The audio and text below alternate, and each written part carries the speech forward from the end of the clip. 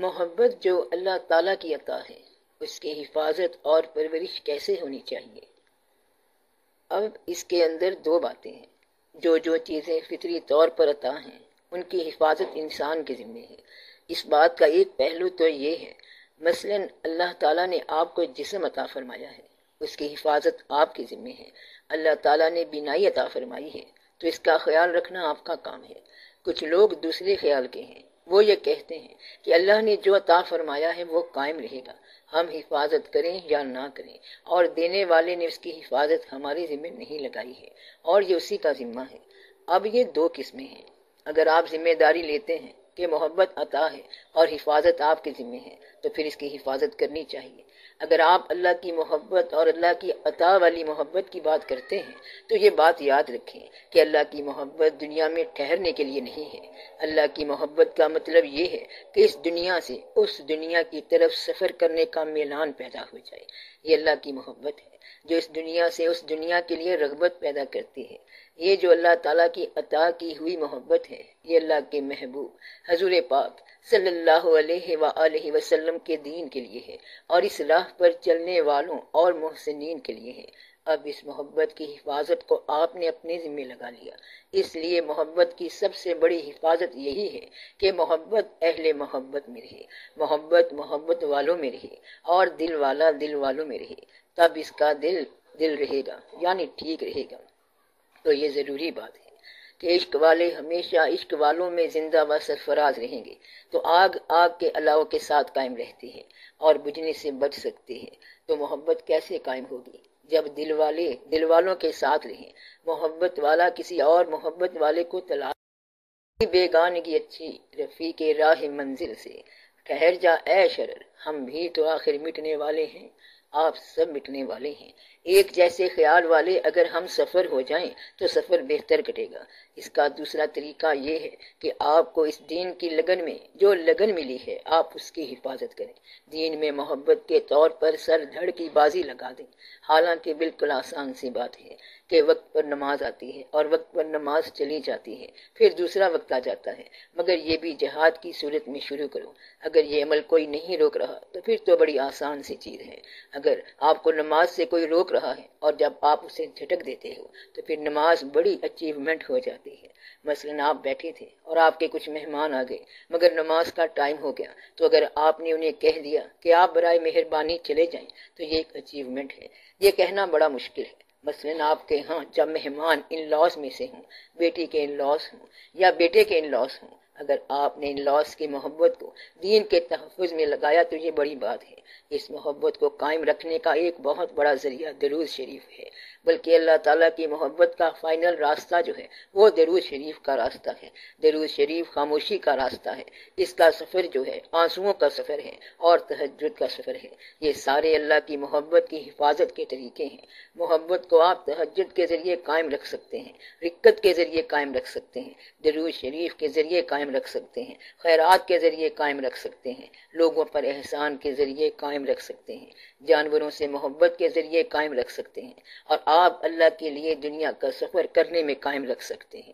یعنی آپ پیدل سفر کرتے جائیں، ایک شہر دوسرا شہر، بس صرف چلتے جائیں اور کوئی شخص واقف نہ بنائیں، محبت قائم رہے، چلتی رہے، پھر اللہ کی محبت کا مظہر مل جائے گا، کوئی گرو مل جائے گا۔ سچے مرید کو سچا ہی پیر ملنا چاہیے۔ سچا پیر اللہ کی محبت کا مظہر ہوتا ہے۔ یہ محبت وہاں آ کر سرفراز ہوتی ہے اور اپنے جلوے دکھاتی ہے۔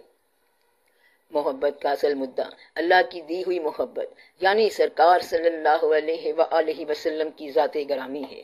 اس محبت کا طریقہ جو ہے اور وسیلہ جو ہے وہ گرو ہے اور پیر ہے۔ اس کے جو باقی طریقے ہیں ان میں درود شریف ہے، شب بیداری ہے، تہجد ہے، تنہائی ہے، سفر ہے اور محبت کے دوسرے رنگ ہیں۔ دنیا والوں کی عشق والوں کی جتنی بھی داستانیں ہیں ان کا آپ اندازہ لگاؤ۔ مثلا ہیر رانجھے کا قصہ دیکھو کہ ایک لڑکی اور ایک لڑکا ہے۔ عام آدمی کہے گا کہ پتہ نہیں کون تھا رانجھا۔ اہل دل حضرات کے لیے یہ بڑا واقعہ ہے، وہ بڑی عقیدت سے اسے سنتے ہیں۔ سیف الملوک میاں محمد صاحب رحمۃ اللہ کی کتاب ہے، سننے والے اسے بڑے ادب سے سنتے ہیں، گویا کہ ان کتابوں کے اندر کوئی نہ کوئی محبت کا راز دیا گیا ہے۔ آپ کو یاد ہوگا کہ حضرت امیر خسرو رحمۃ اللہ کو تو یہ ہند کہتے ہیں، خسرو رحمت اللہ کی سب سے مشہور چیز ہے نمی دانم چا منزل بود شب جائے کے من بودم، بہر سورخ سے بسمل بود شب جائے کے من بودم، بری پیکر نگارے سرو کر دے لالا رخسارے سراپا آفتے دل بود شب جائے کے من بودم، خدا خود میرے مجلس بود اندر لا مکان خسرو، محمد شمع محفل بود شب جائے کے من بودم، صلی اللہ علیہ وآلہ وسلم۔ امیر خسرو رحمت اللہ کے کلیات بھی چھپے ہوئے ہیں۔ امیر خسرو کی کتاب لیلا مجنو جو ہے بہت اچھی کتاب ہے۔ لیلا مجنو میں ساری طریقت لکھی ہوئی ہے، قصہ لیلا مجنو کا ہے اور شان خسرو رحمت اللہ کے پیر کی ہے۔ مولانا جامی رحمت اللہ نعت کے بڑے شہنشاہ ہیں اور لیلا مجنو انہوں نے بھی لکھی ہے۔ لیلا مجنو تو لڑکی اور لڑکے کا قصہ ہے، لیکن نعت والوں نے یہ کیوں لکھا آپ پڑھو گے تو آپ کو پتہ چلے گا۔ دل والے اپنے دل کی سلامتی دل والوں کے قصے میں سمو کر قائم رکھتے ہیں۔ انہوں نے لیلا مجنو کا صرف نام استعمال کیا ہے، لیلا مجنو صرف نام لیے ہیں اور قصہ اپنی روح کا بیان کیا ہے۔ اسی طرح سیف الملوک نام لیا ہے، باقی قصہ میاں محمد صاحب رحمت اللہ کی اپنی روح کا ہے۔ وادی توحید کا قصہ ہے، معرفت کا قصہ ہے، سلوک کا قصہ ہے اور نام سیف الملوک رکھا ہوا ہے۔ اب وارث شاہ رحمت اللہ کے قصہ ہیر رانجھا کو دیکھیں تو درد کی آشنائیاں ہو رہی ہیں، باطن کے راز معلوم ہو رہے ہیں۔ اور قصے کا کیا نام ہے؟ ہیر رانجھا۔ کہتے یہ ہیں کہ ہیر اب وارث شاہ رحمت اللہ کی ہو گئی ہے اور رانجھے کی نہیں ہے۔ تو میں یہ بتا رہا ہوں کہ بزرگوں نے اللہ کی محبت کی حفاظت دنیا کے اندر کیسے کی ہے۔ خواجہ غلام فرید رحمت اللہ نے کہا کچ دے پینڈے ختم نہ ہوندے تیرا لٹیا شہر مورنی سسی اے بے خبرے۔ سسی کون ہے؟ ہر انسان کو اس قصے میں بتایا جا رہا ہے کہ اے بے خبر انسان، تیری دنیا لٹی پڑی ہے اور تو بے خبر ہے، تو برباد ہو چکا ہے۔ جہاں تو بیٹھا ہے اس کے نیچے برف کی سل ہے جو پگھل جائے گی۔ تو صرف بیٹھا ہوا ہے اور حقیقت میں تو کہیں نہیں بیٹھ سکتا۔ جسے تو حفاظت سمجھ رہا ہے وہ تیری حفاظت نہیں ہے، تیری سیکیورٹی بڑی انسیکیور ہے۔ سسی بے خبر ہے کہ اس کا شہر بھنگور لٹ رہا ہے اور اسے پتہ ہی نہیں۔ مقصد یہ ہے کہ یہ بڑی عجیب بات ہے اور سارے کا سارا باطن ہے۔ سسی کیا ہے، بھنگور کیا ہے، کیچ کیا ہے، کنل یار کیا ہے، یہ سب معرفت بیان ہو رہی ہے۔ خواجہ فرید رحمت اللہ فرماتے ہیں کہ اتھاں میں مٹھڑی نت جان بلب او خوش وسطہ بچ ملک عرب، یعنی میں یہاں اپنے گھر میں جاں بلب ہوں اور ہمارے آقا صلی اللہ علیہ وآلہ وسلم عرب کے ملک میں خوش ہیں۔ یہ ہے محبت قائم کرنے کا طریقہ۔ تو کنل یار کون ہے؟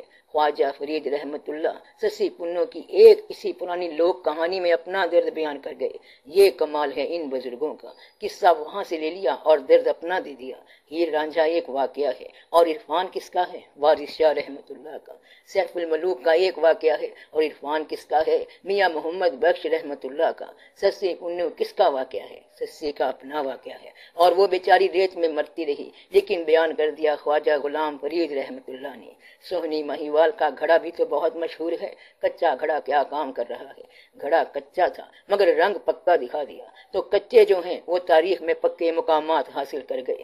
یہ بات میں نے کی ہے اور اس بات کا مصنف میں ہوں، یہ بات یاد رکھنا، یہ بڑی بات ہے۔ اس کے اندر حقیقت کیا ہے؟ یہ جتنے بھی بزرگ ہیں یہ سب اللہ کی محبت کو قائم کرنے کی باتیں کر گئے ہیں۔ اگر آپ گجرات کے علاقے میں قوالی سنائیں تو لوگ یہاں بھی روتے ہیں۔ ادھر خواجہ فرید رحمت اللہ کے علاقے میں کوٹ مٹھن اور چاچڑا شریف جاؤ تو وہاں محبت کا اثر اتنا ہے کہ آپ اندازہ نہیں کر سکتے۔ اللہ تعالیٰ کی طرف سے اتنے لوگ آئے آپ کی اصلاح کے لیے۔ یہ سارے صاحبان محبت ہیں، سارے اہل دل ہیں، انہی کے ذریعے یہ کام ہو سکتا تھا۔ دل کی بات اتنی سی تھی۔ اب خودی خواں جب لہر میں گانا گاتا ہے تو اونٹ مست ہو جاتے ہیں۔ تحقیق کی گئی کہ اس آواز میں کیا ہے تو پتہ چلا کہ جس کے دل میں درد ہو اور وہ دل محبت والا ہو اس کی آواز سے اونٹ اس حد تک مست ہو گیا کہ سرکار عالم صلی اللہ علیہ وآلہ وسلم نے پوچھا کہ خودی خواں کیا کرتا ہے، اونٹ تیز کیوں چلتے ہیں؟ لوگوں نے کہا کہ وہ گاتا ہے اور وہ درد والا ہے۔ آپ صلی اللہ علیہ وآلہ وسلم نے فرمایا کہ تیرے گلے میں کیا آواز ہے کہ اونٹ چل چل کر پسینہ ہو گئے۔ اور پھر آپ صلی اللہ علیہ وآلہ وسلم نے فرمایا بس کرو، یعنی کہ صاحب دل کا ایک بے دل پر اثر ہو گیا اور وہ بے دل اونٹ ہے۔ پھر اللہ کا یہ ارشاد کہ تم کبھی دیکھو اونٹ کو کہ میں نے اسے کیسے تخلیق کیا تو تم حیران و پریشان ہو جاؤ گے۔ صحرا کے اندر پورے کا پورا ایک کارخانہ بنا رکھا ہے، کبھی اس کی تخلیق پر غور کرو کہ ہم نے اس کو کیسے بنایا ہے۔ اہل دل حضرات اللہ کی دی ہوئی محبت کو اللہ کی مخلوق کے لیے کنورٹ کرتے ہیں۔ اللہ نے جو محبت آپ کو دی ہے، اگر چڑیا کا بچہ مل جائے تو اس سے محبت کرو، کتے کا بچہ مل جائے تو اس سے محبت کرو، اور اگر انسان مل جائے تو اس سے محبت کرو۔ کائنات کے درخت پتے پتے سے محبت کرو۔ جب یہ پتہ چل جائے کہ یہ اللہ نے بنایا ہے تو اس سے محبت کرو۔ سور کا گوشت کھانا منع ہے، لیکن زخمی سور کی مرہم پٹی پر کوئی اختلاف نہیں، کسی درویش کو بھی اس پہ کوئی اختلاف نہیں ہے۔ جو محبت سے سرشار ہے وہ ہر چیز کے اندر اللہ تعالیٰ کا روپ اور جلوہ دیکھے گا۔ اللہ نے اپنے راستے پر آپ کو بلانے کے لیے، آپ کی نگاہ کھولنے کے لیے، کشادہ کرنے کے لیے اپنی محبت عطا کی، تاکہ آپ کی محبت واہ ہو جائے، اور اللہ کی محبت آپ کی آنکھ کھول دیتی ہے، اور جب آنکھ کھل گئی تو پھر ہر طرف جلوے ہی جلوے ہیں۔ اس کے سورج کا نکلنا اس کا جلوہ ہے، سورج کا ڈوبنا اس کا جلوہ ہے، بہار ہے، برسات ہے، پھول ہیں، کانٹے ہیں، شبنم ہیں، موتی ہیں، یہ سب الگ الگ جلوے ہیں۔ آپ کو محبت ہی اس کائنات سے وابستہ کرتی ہے، اور محبت عطا کرنے والے کے ساتھ وابستہ کرتی ہے۔ جس شخص کو شعور کوئی نہیں وہ اللہ کو کیا سمجھے گا؟ اس کو اگر کہیں کہ اللہ ہوتا ہے تو وہ کہے گا کہ پتہ نہیں کیا ہوتا ہے۔ اسی طرح جس آدمی کا دل نہ ہو اسے کیا پتہ کہ محبت کیا ہوتی ہے۔ اس لیے اللہ پہلے محبت عطا فرماتا ہے، تو اللہ تعالیٰ نے آپ کو دل دیا، دل میں محبت عطا فرمائی تاکہ اپنے راستے پر بلائے۔ آپ اس راستے پر